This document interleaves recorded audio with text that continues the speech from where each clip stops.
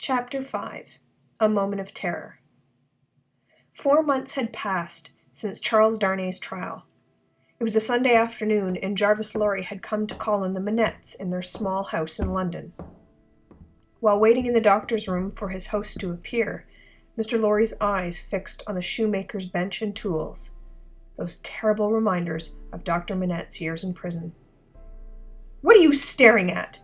demanded a voice behind him. Mr. Lorry turned at the sound of Miss Pross's voice, remembering his first meeting with this wild-eyed woman in Dover 5 years ago. Knowing of her devotion to Lucy and the doctor, he explained, "I was just wondering why the doctor still keeps those things." "I wouldn't know," snapped Miss Pross, "but I do know that we're having more visitors today. Another of these young men who are unworthy of my dear Lucy's time. Only one man could ever be worthy of her, my dear brother Solomon. If only he hadn't made that one mistake in life." Mr. Lorry knew that the one mistake made by Solomon Pross was taking all of his sister's belongings years ago and leaving her in poverty, but that did not concern him now. Just then, Dr. Manette and Lucy entered the room, and they all went out into the garden. They were sitting there, talking of old buildings in London, when Charles Darnay arrived.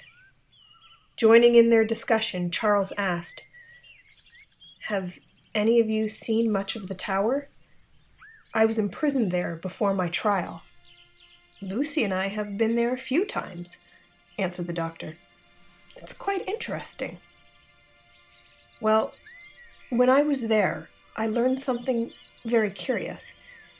It seems that while some repairs were being made, workmen came across an old dungeon that hadn't been used for many years.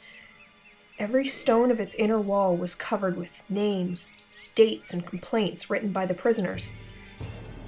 While digging under the floor, the workmen found the ashes of a paper. Some unknown prisoner had written a note and hidden it from the jailer. What was written will never be known." Dr. Manette gasped, and his hands flew up to his head. Terror spread across his face for a moment.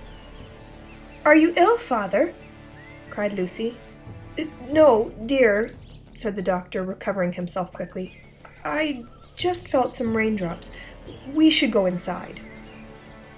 But Mr. Lorry had seen that look of terror, and it sent a shudder through him.